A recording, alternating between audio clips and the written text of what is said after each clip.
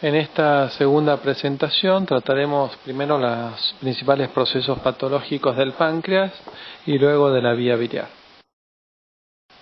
Primero iniciaremos el estudio de la patología pancreática con pancreatitis aguda. En el criterio de Atlanta de 1992 la misma era definida como un proceso inflamatorio agudo del páncreas con compromiso variable de otros tejidos locales y sistemas orgánicos remotos, pero de acuerdo al nuevo consenso que se realizó en Atlanta también, pero en el 2012, la definición de la pancreatitis aguda cambió por la siguiente. Se define pancreatitis aguda clínicamente por al menos las dos primeras de estas tres características. O sea, vamos a definir pancreatitis debido a la presencia de dolor abdominal sugestivo de pancreatitis aguda, considerando el inicio del dolor como el inicio de la pancreatitis aguda y el incremento de la amilasa y de la lipasa sérica incrementada en 3 o más veces de los valores normales. Si esto no sucede, podemos complementar la evaluación con la tomografía, resonancia magnética especialmente. Pero en general, con el síntoma clínico del paciente, especialmente el dolor, y el incremento en 3 o más veces de la amilasa o la lipasa sérica, es suficiente para el diagnóstico de la pancreatitis aguda. Por lo tanto, aquí el rol de las imágenes es limitado y debería ser solamente realizado una tomografía o una resonancia magnética en el caso de que alguno de los dos ítems anteriores no sea lo suficientemente contundente para el diagnóstico de pancreatitis aguda. Bueno, en cuanto a la definición actual del consenso, la clasificación actual sigue diferenciando básicamente dos tipos distintos de pancreatitis aguda. La más frecuente de todas, afortunadamente, es la pancreatitis aguda edematosa intersticial. Acumula el 90 al 95% de los casos, es una entidad autolimitada sin mortalidad y con una morbilidad muy baja de aproximadamente el 6%. La gran mayoría de estos pacientes tienen pancreatitis aguda leve y al término de una semana se encuentran recuperados absolutamente. Mientras que otra cara de esta moneda es la pancreatitis necrotizante, una entidad mucho menos frecuente afortunadamente, tan solo el 5 al 10% de los pacientes con pancreatitis aguda tiene pancreatitis necrotizante y aproximadamente tiene una mortalidad del 10 al 25% y una muy alta morbilidad, aproximadamente un 82%, o sea, aproximadamente 8 de cada 10 pacientes con pancreatitis necrotizante sufren algún tipo de complicación. Para la evaluación de pacientes con pancreatitis aguda, la tomografía computada es el método principal de evaluación. La ecografía tiene un rol muy limitado debido a que, como ustedes saben, pacientes con pancreatitis aguda suelen hacer un hilio funcional y por lo tanto el duodeno se llena de aire y es muy difícil evaluar el páncreas en pacientes con pancreatitis aguda. Por lo tanto, estos pacientes, cuando es necesario, deben ser evaluados con tomografía computada. Y en los casos de pacientes con pancreatitis aguda edematosa intersticial, la característica fundamental es que el páncreas no muestra áreas de necrosis y por lo tanto cuando nosotros administramos el contraste endovenoso vamos a notar, como en este paciente, que el páncreas refuerza normalmente sin presentar áreas internas hipodensas. Los pacientes con pancreatitis aguda edematosa intersticial tan solo tienen un incremento del volumen y pueden en algunos casos identificarse algunos cambios inflamatorios en el tejido adiposo que rodea al páncreas. Un hallazgo muy común y muy frecuente en pacientes con pancreatitis edematosa intersticial es la presencia de colecciones líquidas peripancreáticas agudas. Las colecciones líquidas peripancreáticas agudas están presentes en las primeras 4 semanas desde que se inició la pancreatitis aguda y no más ni menos que el líquido presente peripancreático, en general localizado en el espacio pararrenal anterior, derecho e izquierdo o peripancreático.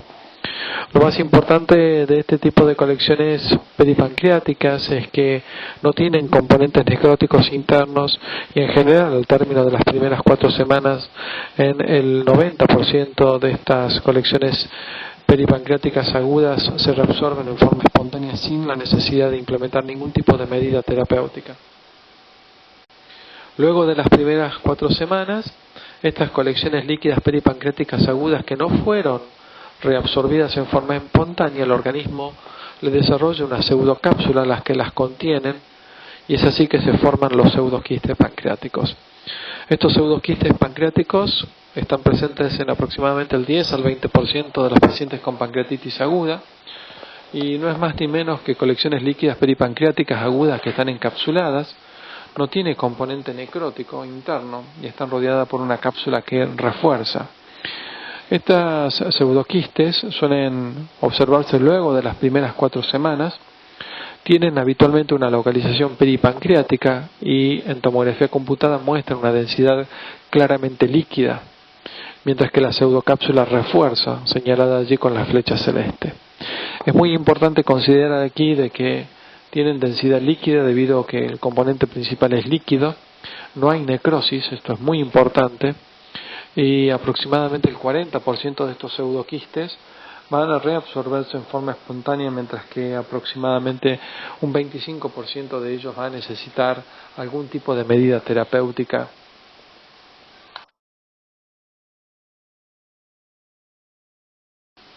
El otro tipo de pancreatitis aguda es la necrotizante. La necrosis pancreática comienza o se inicia aproximadamente 24 o 48 horas del inicio del proceso inflamatorio, y aquí el concepto más importante a tener en cuenta es que los pacientes con pancreatitis necrotizante sufren una destrucción total de su red vascular en el sector afectado, y por lo tanto, si nosotros administramos contraste endovenoso, no va a llegar a las zonas del parénquima pancreático afectado, y por lo tanto, a diferencia de lo que vimos en la pancreatitis edematosa, notaremos que existe ausencia de realce. La afección necrotizante puede comprometer tanto al parénquima pancreático como al parénquima peripancreático. Esta es la forma más común de afección, mientras que en un 20% es solamente peripancreática y en un 5% la afección necrotizante es exclusivamente pancreática.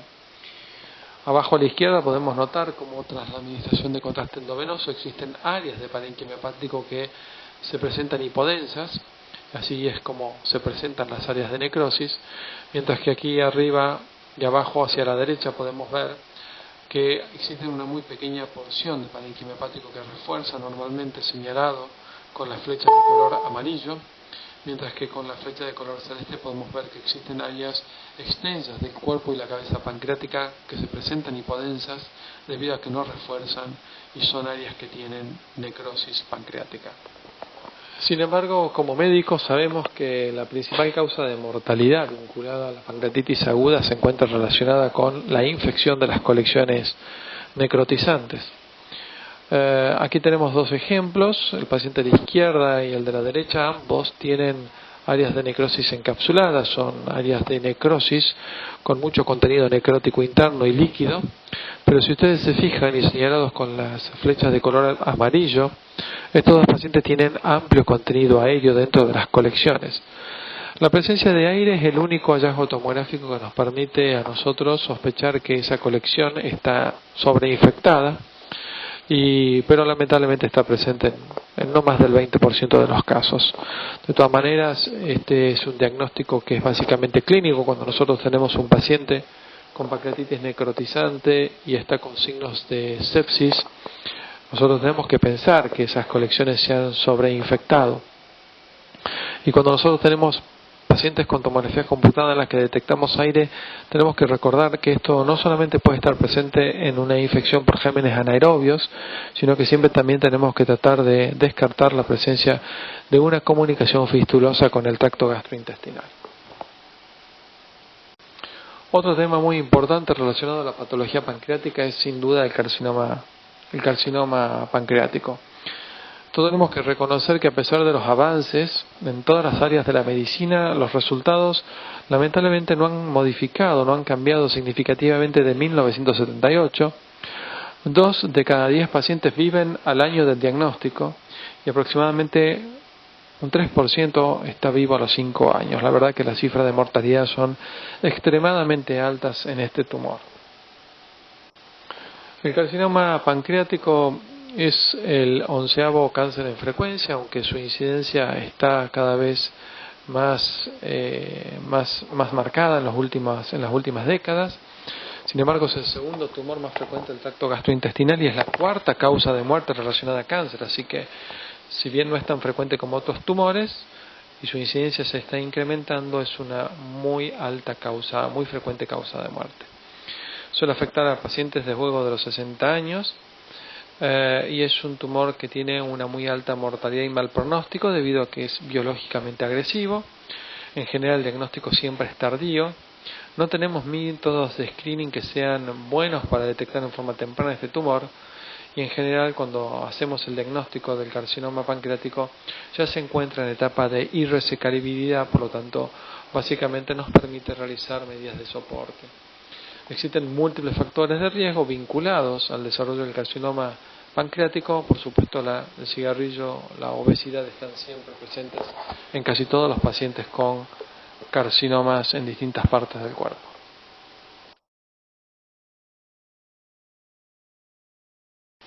Bueno, debemos reconocer que en la gran mayoría de los casos el cáncer de páncreas se localiza en el 70% de los casos aproximadamente en la cabeza y en el proceso uncinado. Un 10 o un 20% lo hacen en el cuerpo, mientras que mucho menos comúnmente el cáncer de páncreas sucede en la cola, en aproximadamente un 5 o un 10%. De acuerdo a dónde se encuentre ubicado este tumor, nos dará sintomatología clínica determinada. En términos generales, el carcinoma pancreático puede presentar algún grado de dolor abdominal, especialmente los que se sitúan en el cuerpo, generan más dolor abdominal que en el resto de los sectores del páncreas, y después presentan síntomas generales paraneoplásicos como la pérdida de peso, la astenia y la anorexia. Los síntomas, cuando están presentes, se originan en el momento tardío ya de la enfermedad. Habitualmente cuando tenemos pacientes con carcinoma pancreático y se encuentran sintomáticos, en general estos pacientes se encuentran en estadios muy avanzados de la enfermedad y contamos con la posibilidad de hacer el CA-19-9, un dosaje de este antígeno en sangre, aunque es muy limitado su uso y su rol debido a que aproximadamente un 20% no secretan este marcador y cuando este marcador está alterado ya el paciente se presenta en estadios muy avanzados y probablemente de irresecabilidad. Los pacientes que tienen carcinomas en la cabeza pancreática suelen presentar más tempranamente síntomas, especialmente porque generan ictericia debido al compromiso de la vía biliar. Los que se encuentran en cuerpo y colon dan una presentación más tardía, aunque los que se encuentran en cuerpo suelen afectar muchas veces al plexo celíaco y generar unos dolores epigástricos muy retroperitoneales que hacen una forma muy agresiva de presentación y muy sintomática para los pacientes.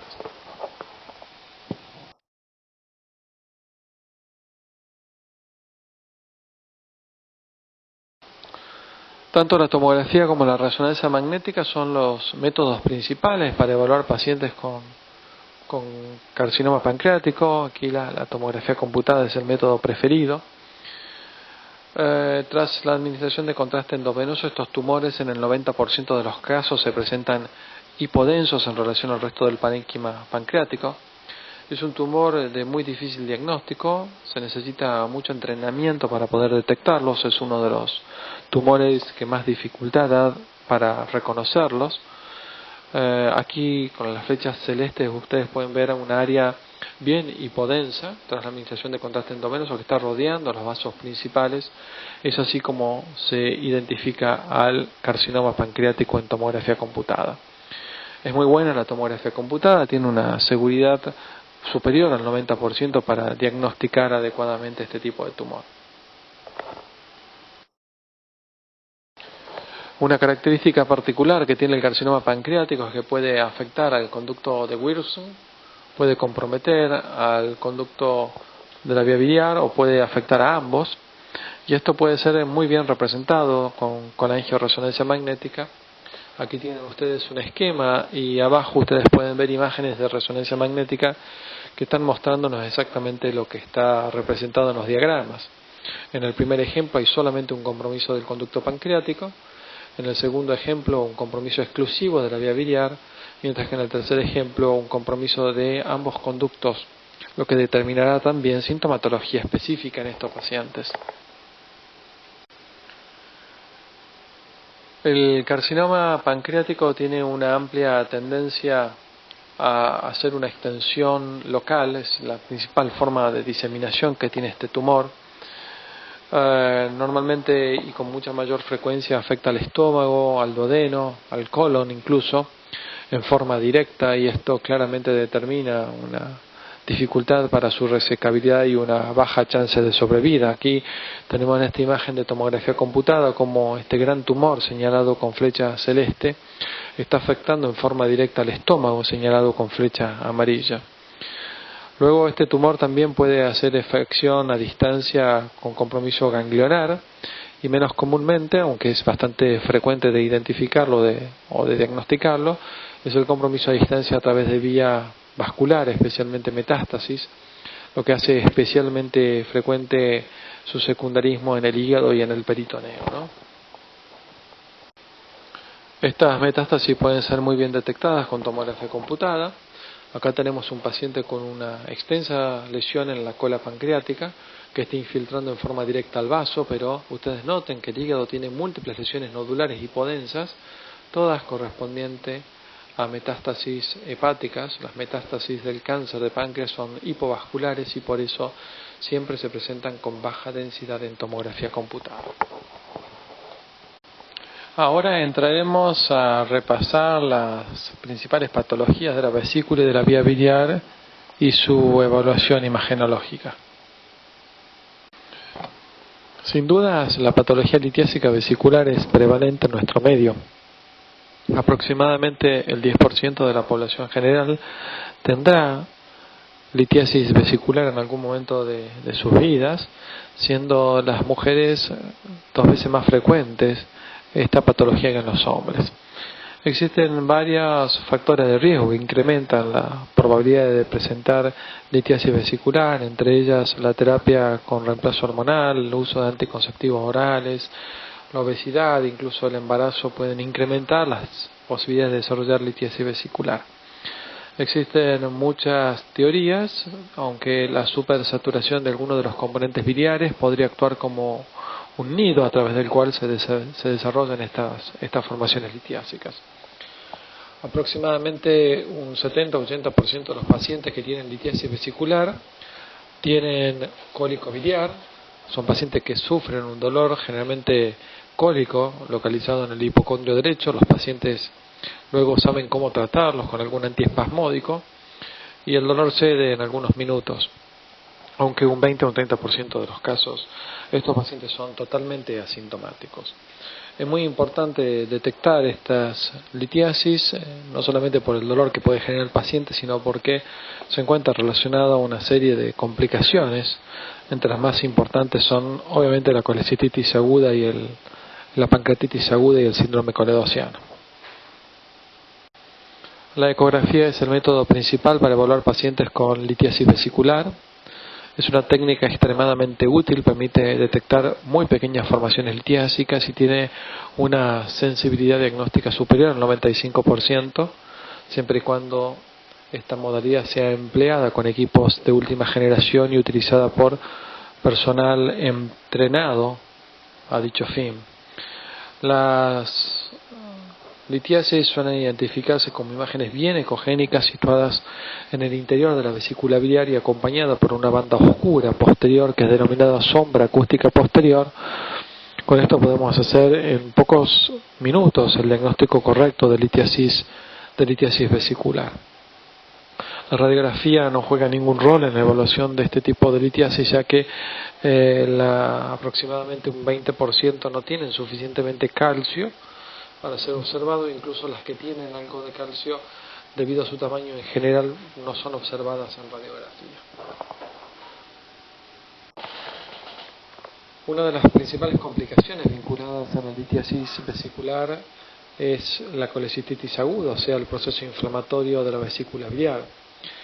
La colecistitis aguda en un 90% de los casos es secundaria a la presencia de un cálculo impactado en el bacinete o en el cuello de la vesícula o incluso en el conducto cístico. Esto genera un incremento de la presión biliar, una supersaturación de sales e incluso un sobrecrecimiento de gérmenes que luego infectan a la pared de la vesícula y el tejido adiposo perivesicular, constituyendo de esta manera la colecistitis aguda. Los pacientes, a diferencia del cólico biliar, suelen presentar un dolor persistente, acompañado generalmente de fiebre y de leucocitosis. Es muy importante lograr un diagnóstico correcto debido a que estos pacientes debemos hacer el diagnóstico diferencial con otras entidades clínicas que pueden generar dolor epigástrico o en hipocondrio derecho. A pesar de que la colecistitis aguda es un cuadro que suele ser bien diagnosticado y bien tratado, no debemos desconocer de que esta entidad tiene una mortalidad general estimada en el 4%.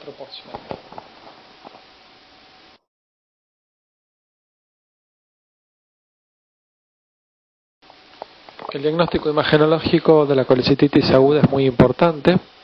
Tenemos que considerar de que aproximadamente un tercio de los pacientes con diagnóstico clínico de colecistitis aguda finalmente tendrá otro diagnóstico. Es por eso que la evaluación imagenológica es fundamental. Y en general lo que vamos a ver en las imágenes es la misma fisiopatogenia de la enfermedad, y para ello la ecografía es el método más que suficiente para poder diagnosticar colecistitis aguda.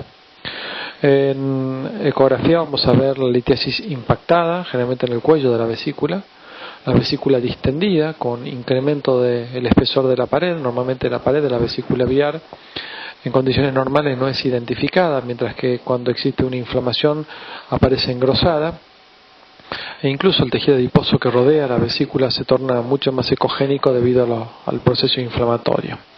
Con estos hallazgos, el diagnóstico de colecistitis aguda puede ser perfectamente bien realizado con ecografía. Eventualmente podemos utilizar la tomografía computada, especialmente ante la sospecha de complicaciones, pero en general no es necesario. Además de ello, en tomografía computada, como sabemos, la gran mayoría de los cálculos tienen la misma densidad que el líquido biliar y por lo tanto no vamos a ver la causa productora. Podremos notar la distensión de la vesícula, el engrosamiento de la pared y los cambios inflamatorios alrededor de la vesícula biliar, pero en general no vamos a poder identificar el cálculo, ya que, como dije anteriormente, tiene la misma densidad que la bilis.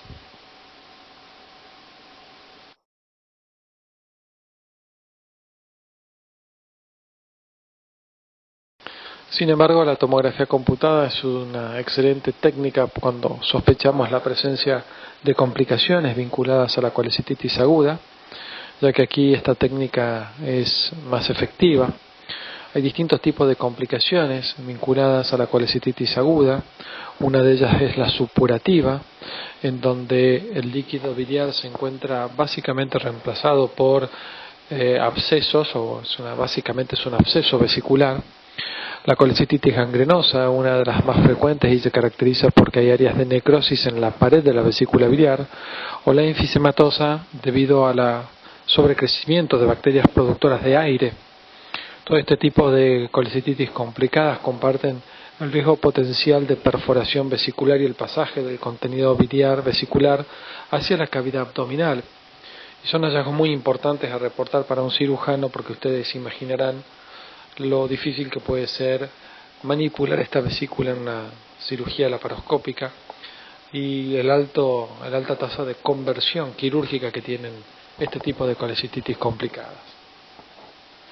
Otras de las complicaciones vinculadas a la litiasis, la patología litiásica, es el pasaje de la misma hacia la vía biliar. Es la causa más común de obstrucción biliar y en general provienen de cálculos de la vesícula biliar, y mucho menos comúnmente estos cálculos se forman in novo en la vía biliar extrahepática. Los pacientes pueden presentarse asintomáticos, algunos pueden demostrar algunos síntomas abdominales inespecíficos o signos de oclusión como ictericia, y si el proceso se complica con colangitis, el paciente presentará fiebre, mal estado general y signos de sepsis. La ecografía es un excelente método para demostrar la dilatación de la vía biliar, pero no es buena para demostrar las litiasis, ya que en su gran mayoría estas litiasis suelen alojarse en el conducto colédoco, y como ustedes saben, el colédoco en su porción intrapancreática está rodeado por el duodeno, y el duodeno tiene aire y el aire es un enemigo de la ecografía, y por lo tanto en general nosotros podemos detectar la dilatación con la ecografía y no podemos identificar cuál es la causa.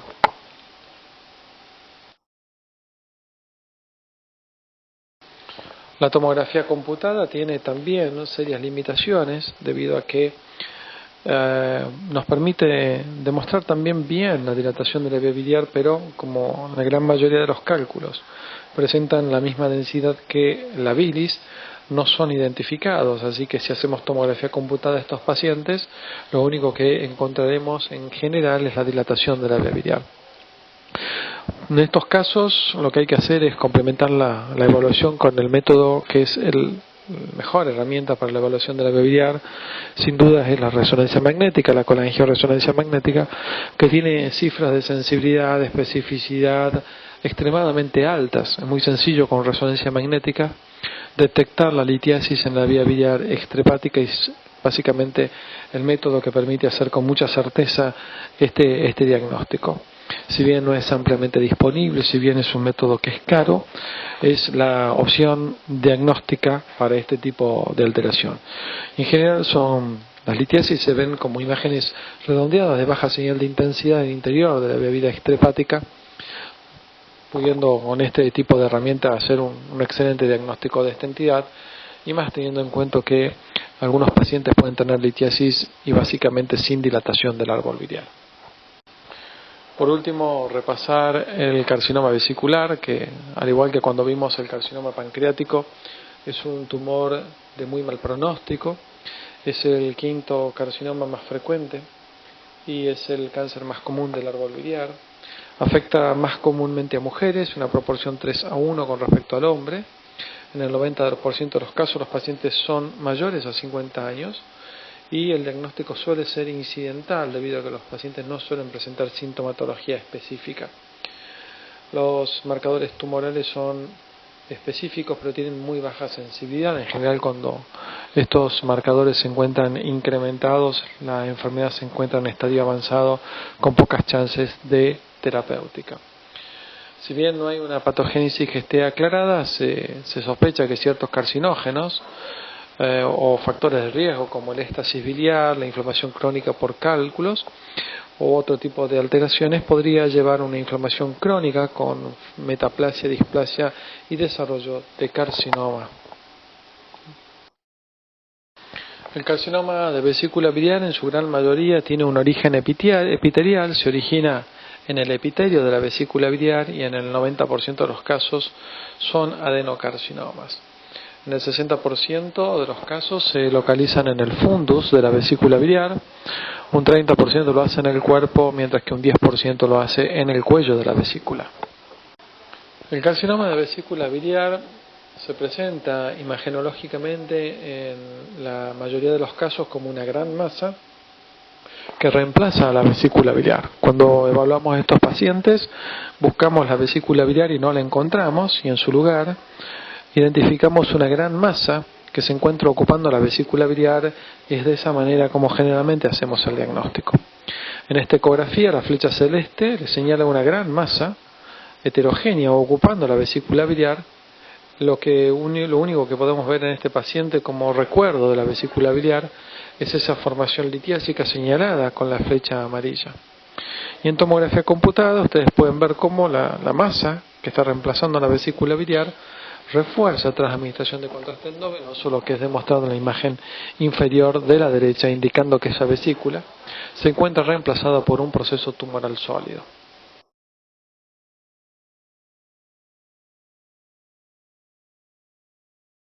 La resonancia magnética también es un excelente método para diagnosticar y estadificar en forma correcta a los pacientes con carcinoma vesicular. Este tumor suele mostrar baja señal de intensidad en T1, alta en T2, como pueden verlo ahí en la imagen inferior de la izquierda, y la flecha amarilla está señalando el único recuerdo de esta vesícula biliar, que es una formación litiásica, que según algunos postulados podría ser el factor que generó una inflamación crónica con el posterior desarrollo de carcinoma vesicular.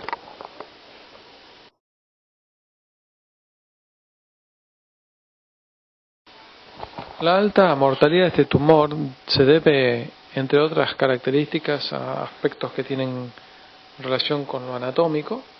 La vesícula biliar, si recuerdan ustedes, no tiene muscularis ni submucosa. La capa muscular de la vesícula es muy delgada, no tiene serosa en el sitio donde la vesícula se inserta en el hígado, y además de todo esto el tejido conectivo vesicular se continúa con el tejido conectivo del hígado, por lo tanto se crean las vías necesarias para su diseminación en forma directa hacia el parénquima hepático.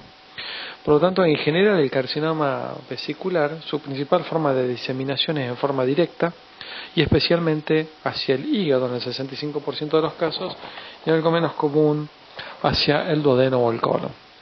Aquí ustedes tienen hacia la izquierda una tomografía computada donde se ve un extenso tumor señalado con flechas celestes, una litiasis en el cuello de la vesícula señalada con flecha amarilla. Este tumor se extendió más allá de la vesícula biliar y está comprometiendo tanto el lóbulo derecho como el lóbulo izquierdo hepático, haciéndolo irresecable. Lo mismo sucede con esta resonancia magnética, donde pueden ver esta gigante masa tumoral afectando en forma directa desde la vesícula biliar al parénquima hepático. La resonancia magnética tiene una sensibilidad del 100% para determinar el compromiso hepático directo. Decíamos anteriormente que este tumor también puede afectar otros órganos con menor frecuencia. En la imagen de la izquierda, señalado con la flecha amarilla, les muestro el duodeno, y este duodeno se encuentra afectado en forma directa por la gran masa tumoral vesicular, señalada con las flechas celestes, mientras que en el ejemplo de la derecha, el tumor se encuentra contactando e infiltrando al colon ascendente, el que se encuentra con contenido hiperdenso en su interior debido a que le administramos contraste oral positivo a este paciente. Al igual que el carcinoma pancreático, el carcinoma vesicular es un tumor de muy mal pronóstico, con una muy baja sobrevida, menos del 5% a los 5 años. Los factores que determinan fundamentalmente el pronóstico más importantes son el tipo histológico, el grado histológico y el estadio tumoral. Y tenemos que recordar que pacientes con resección quirúrgica logran una sobrevida general de un 13% y estos valores tan bajos dependen fundamentalmente de que el diagnóstico en general no es temprano, generalmente es tardío, ya que hoy en día no tenemos actualmente algún estudio que nos permita detectar en forma temprana el carcinoma vesicular. Simplemente las opciones terapéuticas son muy limitadas. La quimioterapia sistémica y regional es una de las alternativas junto con la terapia radiante ayudante cuando estos pacientes no pueden ser operados o resecados quirúrgicamente.